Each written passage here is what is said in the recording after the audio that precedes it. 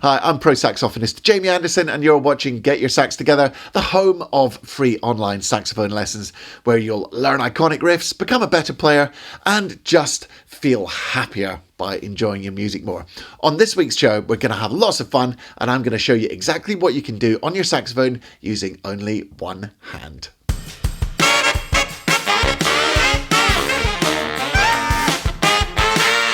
So I'm here for you every Sunday at 7 a.m. UK time to sax up your Sunday.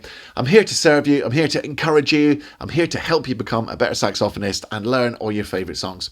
Now, a great way that you can become a better sax player is by checking out my absolutely free 1-hour saxophone success masterclass. You can see the URL on screen there, or click the link in the description. There's a whole bunch of really cool stuff in there, really great teaching, like a full 1-hour lesson, no fluff, to help you become a better sax player and enjoy your music more, and subsequently enjoy your life more. So go and check out that free gift. And now let's get straight on learning what you can do with one hand on sax. So who cares about playing sax with one hand? What is the point? What does it even matter? Well, number one, you can use the alternative fingerings, which I'm going to teach you, to play certain notes with a different tone color. So you can add a different timbre, a different tonal variety, a different spice, a different flavour to some of the notes that you traditionally use other fingerings for.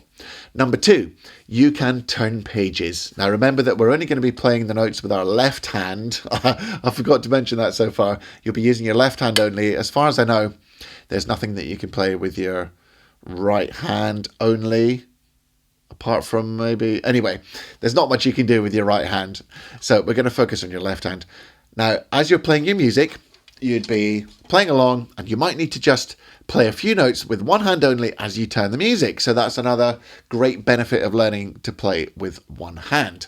The third thing that you might need to use your right hand for as you're playing is you might need to, say, adjust your microphone. You might need to adjust the levels on the mixer. You might need to adjust the levels on your headphones, on your belt.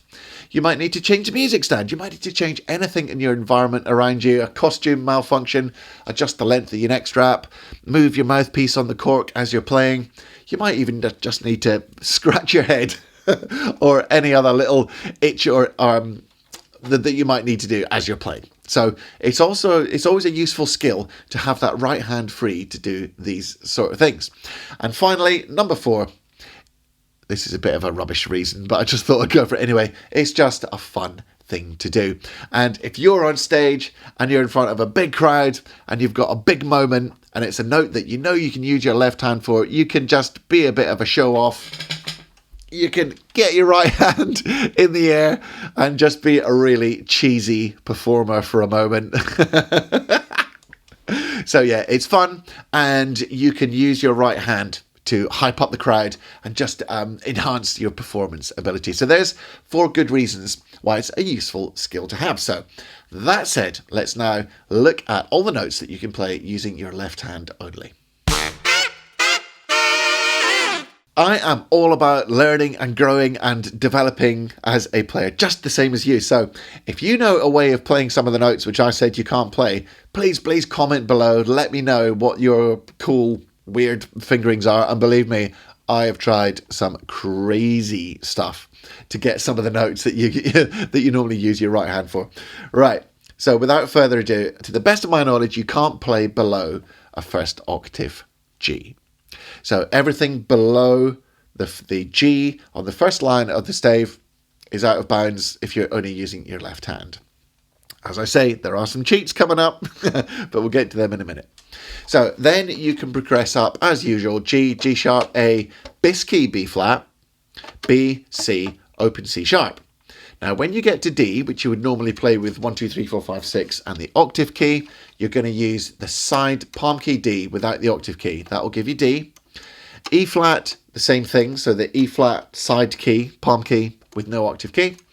To play the E, which is on the top space of the stave, you're going to play all 3 palm keys, but no octave key. That will give you E. Now there's no way of playing second octave F or F sharp.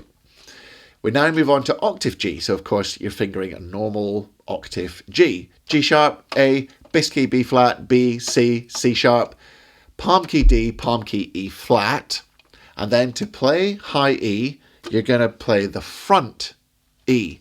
So that's like a normal octave G, but with this key here, which is called the front F key.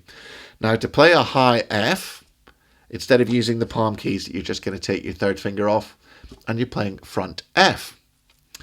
We're going to come to high F sharp in a minute in the sort of cheats section, but then if you're on tenor, you can play a top G using just the front F key and your octave key. Talking about altissimo, I'm pretty sure you can play almost every altissimo note one way or another using just your left hand, but that topic is way too big for this video. But just to get you started, I know that you can play altissimo A, just using fingers 2 and 3 and the octave key. And the list goes on about altissimo fingerings, but we're not going to get into that now. So they are the notes which you can play using your left hand. So as you can tell, this is pretty cool because you can play every note from the traditional highest note of the instrument down to low G, apart from the second octave, F and F sharp, and anything below G. So there's only those handful of notes. Now, let's move on to the cheats. If you use your larynx to bend the notes down by lowering your larynx, as I've demonstrated in other videos, then you can bend that second octave G down to an F sharp, and you can bend it down to an F as well. The F is kind of dodgy. It's a little bit more difficult to bend that second octave G down to an F. But here's what it sounds like when you bend the G to the F sharp and when you bend the G to the F.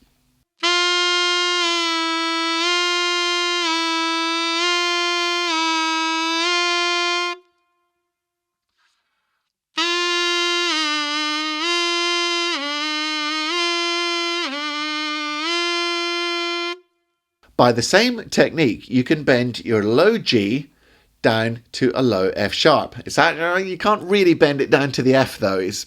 Maybe you can get halfway there. If you're like having a good day with your larynx, you can maybe bend down to the F. I've kind of got close to that F.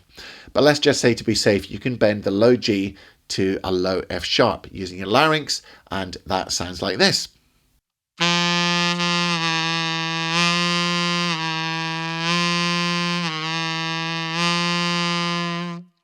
And the final sort of semi-cheat I'm going to teach you is that you can kind of approximate a high F sharp just using your octave bass key B flat fingering. That gives you, certainly on tenor, I haven't tried it on alto, certainly on tenor that gives you kind of an approximation of a high F sharp, and that sounds like this.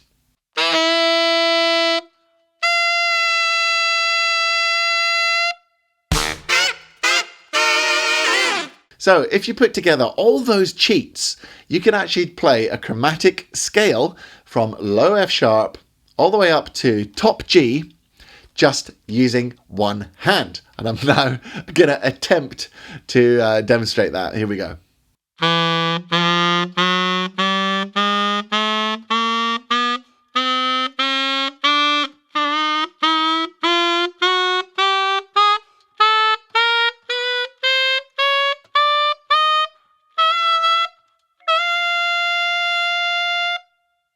So that is absolutely awesome. I bet you didn't know you could play almost every single note on the saxophone without even using your right hand.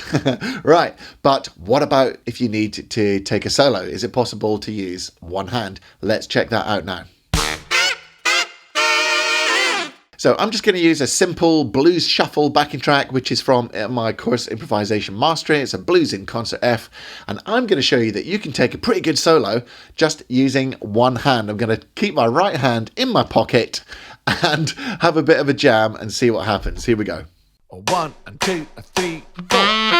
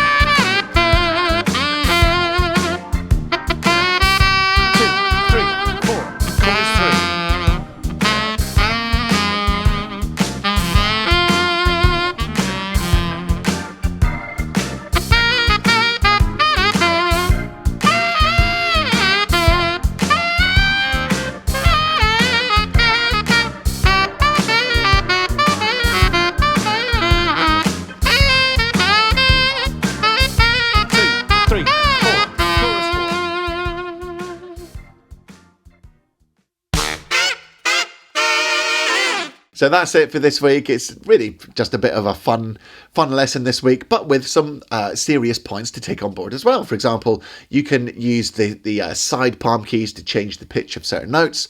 Not the pitch, you can to change the timbre, the tonal colour of some notes.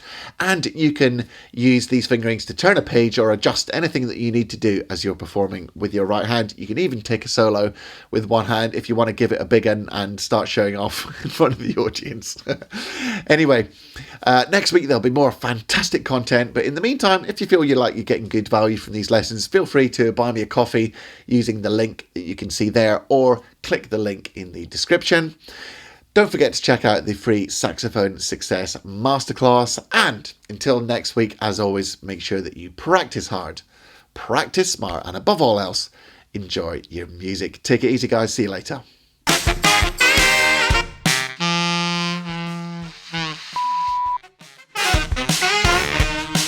So if you take the low notes out, here's that. Let's try it again with the mic in the right place, shall we?